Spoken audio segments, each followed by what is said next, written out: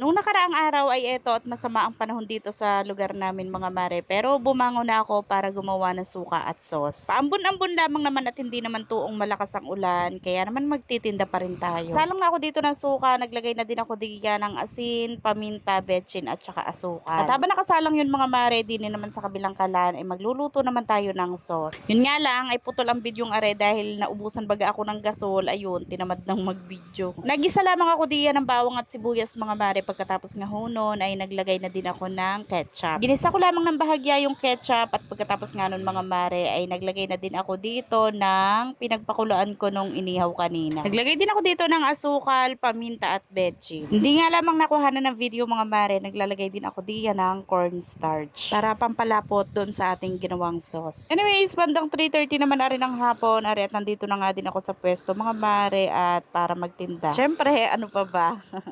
Bali kasama ko dito si paring Bentot mga mare, taga-bugaw siya ng langaw, taga-balot ng suka at sauce. Nakapag half cook na din ako diyan ng atay at customer na lamang yung hinihintay namin dyan. Pagka ganitong medyo maaga pa pailan-ilan lamang yung nabili mga mare at medyo matumal pa. Ang kasagsagan talaga ng bilihan nito ay mga alas 5, alas 6, alas 7 gano'n. Pero inaagahan ko na talaga yung pagpunta dito sa pwesto at pagtitinda para naman kahit papaano maaga pa lamang ay may benta na. Tapos eto, bandang 7:30 mga mare ay medyo marami pa kaming paninda kasi biglang umulan. Kaya eto, paupo-upo muna kami, pa-relax-relax lang habang naghihintay ng bibili. Dahil nga medyo matumal nung nakaraang araw ay may ilan kaming tira mga mare. Tapos eto, kahapon naman mga mare, eto nga pala ang ulam namin. Bali niluto yan ni paring Bentot pero hindi siya kumain yan kasi bawal sa kanya. Alam nyo ba, galing pa yung Mindoro at halos isang linggo yan sa freezer na hindi pa nailuluto. Kahapon habang nagtitinda ako din sa pwesto ay dumating nga din pala din yung isa kong ate galing Batangas. May inasikaso lamang sila din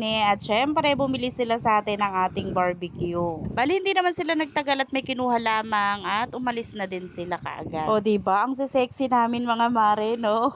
Puro pagkain kasi ang kaharap namin mga mare ako nagtitinda, siya nagtitinda din. Kung nung nakaraang araw ay medyo matumal yung ating paninda, pero kahapon mga mare, naku, ubuso yung paninda natin at kulang pa. Halos sabay-sabay yung mga nabili kahapon mga mare, kaya naman talagang pandalas nga ang person diyan. Medyo pagod ng very light pero okay lamang yon. Ito talaga yung pinaka gusto ko, yung maubos yung paninda. Nakaubos na din tayo diyan ng lumpiang Shanghai, lumpiang gulay at saka yung siomai. Ay, parang may natira yata isang lumpiang Shanghai. Ayan, kita nyo naman ng mga mare, halos puno nga yung ating ihawan diyan. Sobrang nakakatuwa bilang tindera kapag ganitong binabalik-balikan tayo. Mga mag-aalas 8 na yan ng gabi mga mare at ayan na nga lamang din yung ating mga paninda. Naku, tuwang-tuwa itong paring